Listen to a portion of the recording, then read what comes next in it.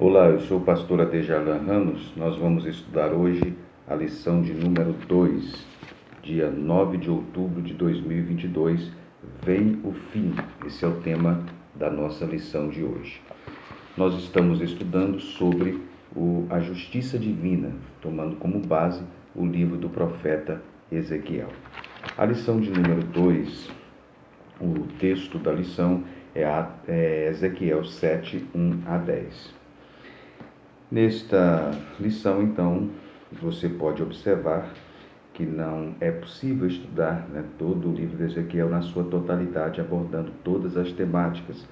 Logicamente, o comentarista ele fez uma seleção daqueles temas mais relevantes, mais importantes, enfim, ele selecionou para comportar o tamanho, então, da lição. Bem, inicialmente, nós podemos e devemos situar esse texto do capítulo 7. É importante, caro professor, que você atente para o livro como um todo, atentando para o esboço. Primeiramente, nós observamos, inclusive na aula anterior, nós tivemos uma visão geral do livro do profeta Ezequiel e estudamos também sobre o seu comissionamento. Em relação ao esboço do livro do profeta Ezequiel, é importante nós atentarmos que, do capítulo 1 até o capítulo 3, nós temos a chamada e a nomeação de Ezequiel. O capítulo 1 começa com a visão inaugural, e logo em seguida essa visão inaugural do capítulo 1, em que demonstra que Deus está no domínio, que Deus é soberano, está assentado no trono, mesmo que as situações são adversas. Isso é retratado no capítulo 1. E logo em seguida, no capítulo 2 e 3, nós temos o comissionamento do profeta Ezequiel. Quando Deus o chama, o vocaciona, o comissiona para exercer o ministério profético. Isso então está do capítulo 1 ao capítulo 3. Logo em seguida, do capítulo 4 até o capítulo 24, nós temos então a mensagem profética de juízo para Judá e Jerusalém. Então nós estamos nessa segunda parte então do livro, que grande parte do livro abrange essas questões relacionadas, essas profecias relacionadas ao juízo de Judá e Jerusalém. Então veja que do capítulo 4 até o capítulo 24, nós temos as profecias relacionadas ao juízo de Judá e Jerusalém. Agora, vejamos o que acontece no capítulo 4. Vamos fazer uma síntese do capítulo 4 até nós chegarmos então no capítulo de número 7. No capítulo 4 do profeta Ezequiel, nós temos atos simbólicos, um modelo do cerco com argila, isso está no capítulo 4, versículo 1 a seguir. O profeta deveria tomar um tijolo, desenhar nele a cidade de Jerusalém, que representaria o cerco da cidade que havia sido profetizado no capítulo 1. Logo em seguida, nós temos no capítulo 4 ainda, versículo 4 a 8, o profeta Ezequiel deveria deitar-se sobre o seu lado esquerdo por 390 dias, para levar a maldade da casa de Judá. Isso com o seu braço desnudo. Ele também seria amarrado com cordas e não mudaria de posição até que o cerco chegasse ao fim. Logo em seguida, no capítulo 5, nós temos rapando a cabeça sobre a barba. Antes nós temos o racionamento de água e comida, capítulo 4, 9 a 17. Depois nós temos rapando a cabeça e a barba. Então, essas profecias, esses atos aqui do capítulo 4 e 5, são atos simbólicos. São 4 atos simbólicos que nós temos aqui.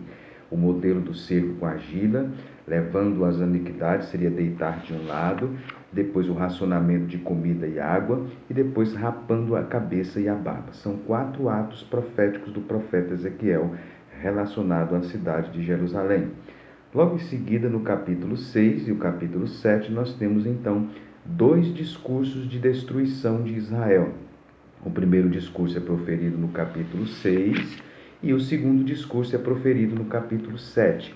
É esse segundo discurso do capítulo 7 que a nossa lição está contemplando. Como eu disse no início, não dá para comentar todos, então o autor selecionou alguns. E um dos que ele selecionou foi esse do capítulo 7, o segundo discurso do profeta Ezequiel. esse segundo discurso, ou o discurso do capítulo 7, ele é um discurso similar ao do capítulo 6. Similar no sentido de dizer, de enfocar a destruição, né? Veja que no capítulo 6 a destruição ela foi proclamada, e aqui no capítulo 7 nós temos então a destruição também sendo proclamada, mas com mais intensidade. É isso que nós observamos então no capítulo de número 7. Vamos fazer agora uma observação geral acerca do capítulo de número 7, né, do profeta Ezequiel, quanto à questão da natureza deste capítulo, dos desígnios, da estrutura então deste capítulo. Você observe nesse texto, né, que nós temos uma espécie de fórmula de abertura. Isso é típico então das profecias. As profecias passaram por um momento oral. Essas profecias que Ezequiel está profetizando, elas primeiro tiveram a fase oralizada, em que o profeta transmitiu, né, para o povo de forma oral. Depois a profecia passa para a forma escrita, né? Na forma escrita, nós observamos então algumas expressões típicas de abertura de evento-palavra. Uma dessas expressões é a expressão que começa no capítulo 1, veio ainda a palavra do Senhor a mim. Essa expressão, veio ainda a palavra do Senhor a mim, normalmente é típico de abertura de evento-palavra. Quando o profeta vai transmitir uma mensagem, uma palavra vinda de Deus, ele introduz, ele abre. A forma que ele utiliza para a abertura desta palavra é exatamente essa expressão, veio ainda a palavra do Senhor a mim, dizendo então que Deus falou com ele e Deus então comunicou isso que ele vai dizer. Outra expressão é a expressão filho do homem, que é típica também do profeta Ezequiel. Ó tu, filho do homem. Esse texto aqui do capítulo 7, ele pode ser dividido em três partes. Primeiro os versículos 2, né, até o versículo 4, a segunda parte do versículo 5 a 9 e depois dos versículos 10 a 27.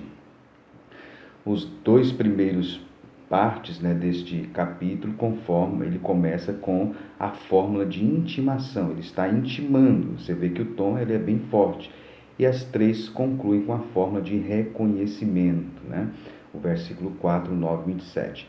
Então você esteja prestando atenção aí no texto, durante o seu estudo pessoal no capítulo 7, como é que introduz e como é que termina, né? Como é que termina, como é que conclui as fórmulas da profecia. Esteja atento, né? Veja essa questão aí no capítulo 7. Os marcadores de início e os marcadores de finalização, de conclusão da profecia. Bem, esse texto aqui do capítulo 7, ele pode ser classificado como dito comprobatório. É um oráculo, é uma mensagem divina, é uma profecia que está no formato de dito comprobatório, né? O objetivo aqui do profeta Ezequiel é convencer a sua audiência sobre o caráter de Deus e também sobre o envolvimento de Deus nas coisas da nação. Deus está agindo e eles precisam reconhecer que Deus está agindo. E através desta ação de Deus, ele vai revelando também aspectos do seu caráter. A forma que o profeta Ezequiel utiliza aqui no capítulo 7 é impressionante, né? Você veja que a profecia é dirigida ao território de Israel, você veja que há uma ligação muito forte entre o povo e a terra, por isso o profeta utiliza essa expressão. Ele constrói aqui também, né, paralelismos, nós temos pronunciamentos curtos, nós temos também no texto imagens, poderíamos dizer assim, bem coloridas, nós temos hipérboles, e tudo isso no texto traz um sabor poético ao texto, traz um poder, uma característica, né, poética ao texto. Logicamente que ele não emprega isso durante todo o texto, mas em alguns momentos do texto ele se vale então de hipérbole, de imagens coloridas, de pronunciamentos curtos, Qual é o objetivo disso? O objetivo desse elemento retórico é exatamente trazer uma forte reação emocional na audiência. Esse é o objetivo do profeta Ezequiel, né? Trazer uma forte reação emocional na audiência através desses recursos retóricos. Ele quer com isso que o ouvinte, ou que o leitor, neste caso, tenha então uma reação mediante o texto. Esse é o objetivo então dos profetas, trabalhar a questão da forma. Então você pode observar que inicialmente nós estamos analisando o formato do texto, né? A forma do texto, o aspecto da forma, para depois nós vermos a questão do conteúdo em si. Então, esses aspectos devem ser observados aqui no texto. A tônica do texto é: o fim está às portas. O profeta está agindo como um atalaia. Quando ele diz o fim está chegando, ele está agindo de fato como um atalaia, como nós vimos no texto anterior. O atalaia anunciava a chegada então de um inimigo. O profeta está agindo como atalaia, dizendo que o fim está próximo, o fim está chegando. É urgente esta mensagem, então, do profeta aqui no texto. Outra expressão que você pode observar, né, que é a tônica, então, do texto, é como se o dia do Senhor, então, estivesse chegando, estivesse chegado, né? E essa expressão... o dia do Senhor é típico dos profetas, aparece em Sofonias, em profeta Amós, e a gente observa isso então, o nome de Yahvé, do nome Jeová, durante a profecia, está muito presente então nesse texto. Tá? Bem, então o que nós temos aqui? Nós temos o primeiro alarme do profeta, isso vai no capítulo 7, versículo 1 até o versículo de número 4, nós podemos observar isso, essa é a primeira divisão do texto. Né? Capítulo 7, versículo 1, veio ainda a palavra do Senhor a mim, dizendo: ó filho do homem, assim diz o Senhor, Deus acerca da terra de Israel, haverá fim. O fim vem sobre os 4 cantos da terra. Agora vem o fim sobre ti, enviarei sobre ti a minha ira, te julgarei segundo os teus caminhos e farei cair sobre ti todas as tuas abominações. Os meus olhos não te pouparão, nem terei piedade, mas porei sobre ti os teus caminhos e as tuas abominações estarão no meio de ti, sabereis que eu sou o Senhor. Aqui então o profeta está clamando então para a nação, é uma espécie também de lamento, né? A terra estava pronta para receber o castigo de Deus. Essa é a tônica então do profeta aqui nesse texto. Chegou o momento, a terra está pronta para receber o castigo de Deus, né? É o que a gente pode observar aqui. Veja que a voz de Deus trata direto com o profeta, filho do homem, assim diz o Senhor acerca da terra de Israel. Veja a expressão terra de Israel, né? E essa expressão terra de Israel era muito típica do profeta Ezequiel, do estilo ezequielano, né? Era muito típica então deste profeta e aparece muitas vezes então no livro, a terra de Israel. Isso criava um tom muito forte nas profecias, porque o povo de Israel tinha um vínculo muito grande com a questão da terra. Isso vinha desde os tempos imemoriais, das promessas que Deus tinha feito a Abraão, e também o período da conquista na terra prometida. A nota então inicial é pontiaguda, o fim chegou, você pode observar isso no início, é como se dissesse, chegou o fim para a nação de Israel. Chegou o fim para a terra, então, de Israel. Você imagine, então, o impacto que isso poderia ter na nação, né? O texto diz que vai vir sobre os 4 cantos da terra. Os 4 cantos da terra aqui é uma figura que ele está utilizando aqui, né? É uma figura literária.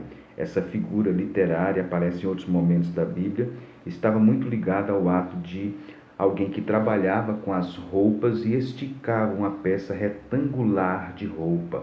Isso aparece em Deuteronômio 22, 12. Em Jó 38, 13 também aparece essa expressão. Então, a ideia de um lençol amarrado nas 4 pontas. É daí que vem, então, essa figura literária, né? De uma oficina, de uma pessoa que trabalhava, então, com roupas. Essas 4 pontas, então, eram sacudidas, né? O lençol era sacudido. É daí que o profeta está dizendo que o fim vem sobre os 4 cantos da terra. Então, ele combina isso com a expressão a terra. Ele utilizou isso com um tom escatológico, né? Ele adaptou esse costume dando um tom escatológico. Depois, no versículo 3, diz claramente, né? Agora, no versículo de número 3 do texto, diz agora. Esse agora é bem enfático no texto. Agora, é o agora de abertura. Isto fala de iminência, então, do que vai acontecer, então, na nação. E logo em seguida, no versículo de número 4, os meus olhos não te pouparão, nem terei piedade de ti.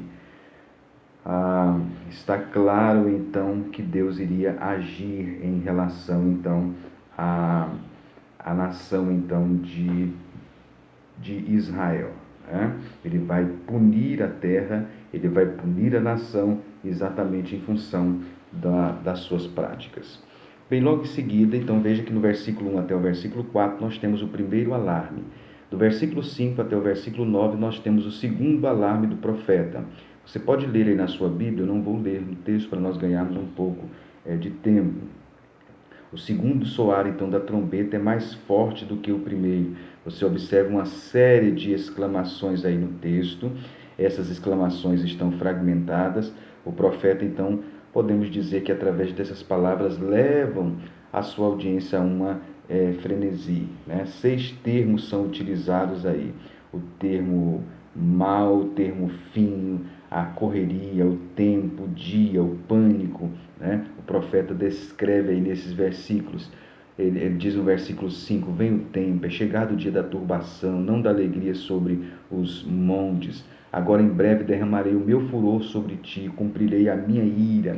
Você veja que o tom é bem enfático, são 6 termos que o profeta utiliza aí para identificar a calamidade do povo. Veja como é que ele vai atropelando e enfileirando os termos de calamidade aí nesses versículos de número 5. No versículo 6, ele mostra a correria, então, do povo, né? Nós observamos aí uma correria também do povo, versículo 5 e no versículo 6.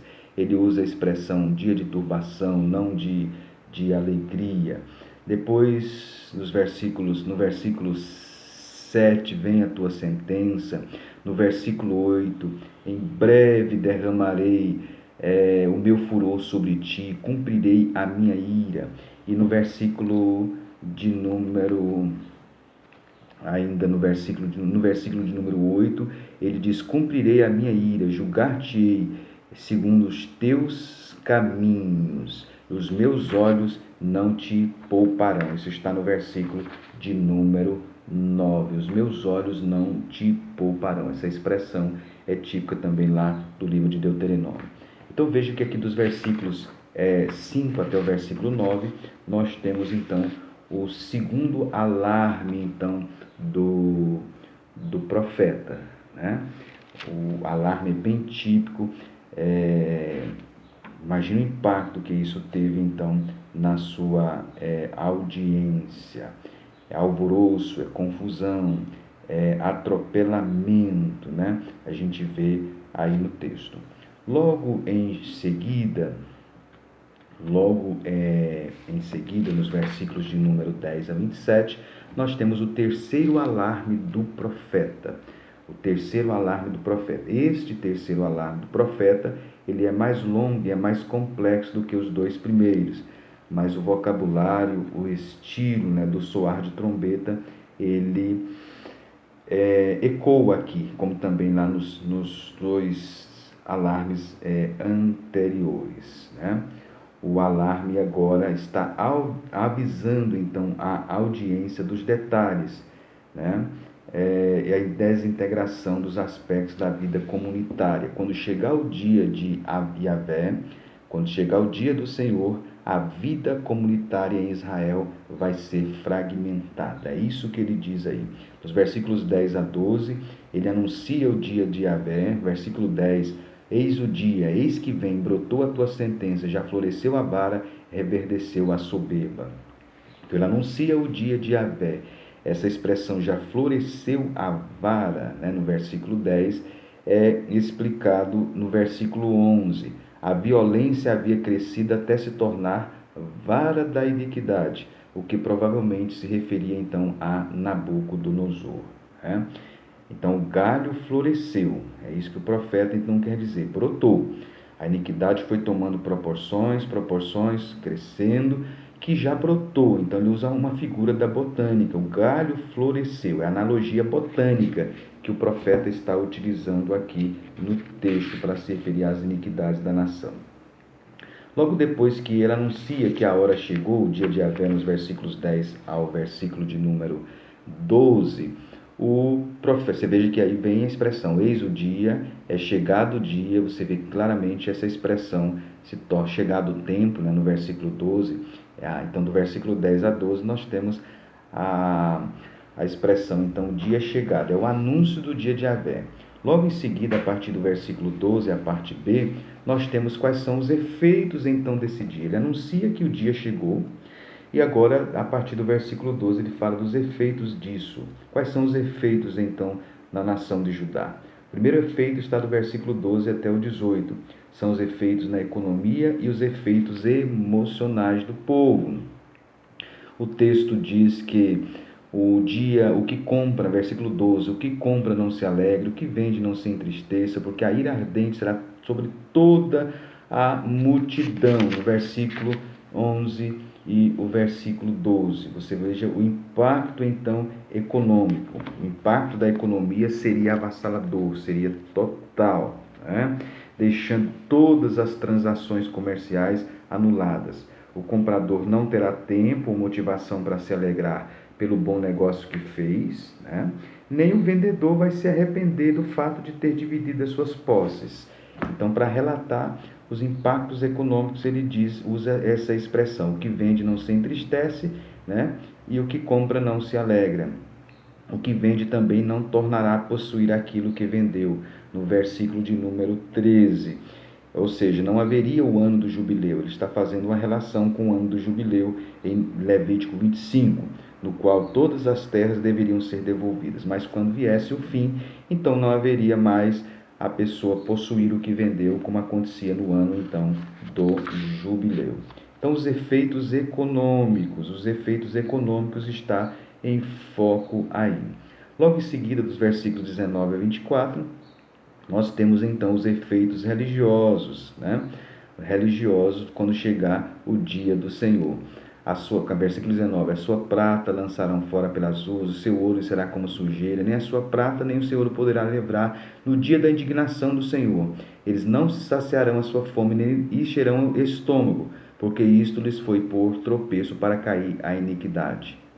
Fizeram coisa abominável, está no versículo 20, e no versículo 21 Deus diz que fez isso, para que eles fossem por sujeira e entregaria nas mãos dos estrangeiros. Veja então que ele está em foco aqui, a falência do materialismo. Parece que quando ele fala em prata e ouro, ele ainda está falando dos aspectos comerciais, mas é aspecto religioso. Ele quer dizer aí que o materialismo é falho, Eles depositaram a confiança na prata e no ouro, mas isso não vai resolver naquele momento. No versículo 20 ele fala das joias, fizeram-se objetos soberbos, fabricaram suas abominações ou imagens, está em foco. Olha a questão religiosa como está em foco aí nesse versículo de número 20. O povo lidando de forma errada com a própria riqueza e também com os tesouros do templo, profanando e fazendo coisas abomináveis, nojentas, repugnantes às coisas e às práticas pagãs. Então veja que ele associa a riqueza com a idolatria. É isso que o profeta faz aqui. A nação tinha se tornado próspera, mas essa prosperidade fez com que a nação se envolvesse em materialismo e práticas idólatras.